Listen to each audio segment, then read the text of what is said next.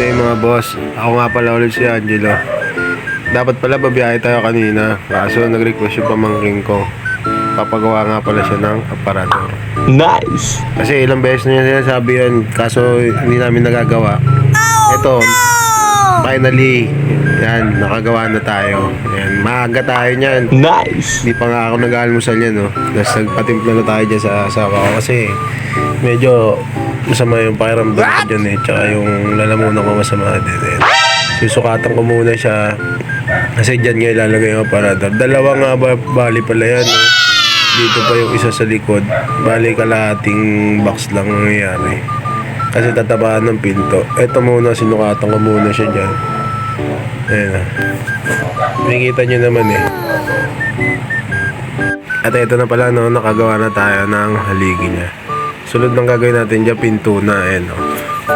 Medyo mahirap din kahit papaano. Pero okay naman. Natuwa nga rin yung pamangking ko dyan. Ayun na, nagkaroon na ng pinto siya dyan. Nice! Okay mga boss, tapos na ito na yung gawa natin.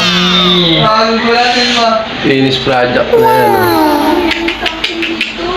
Si Angelo TV yung gumawa yan. Ayun o. Ayan o. Baka natin lang. Medyo natuyo lang ng bitura. Pero kailangan nakabuka pa rin yan. Prove yan.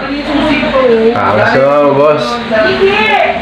Daming damit malalagay mo dyan o. Hindi ka magtago dyan. Oh my God! Sideline.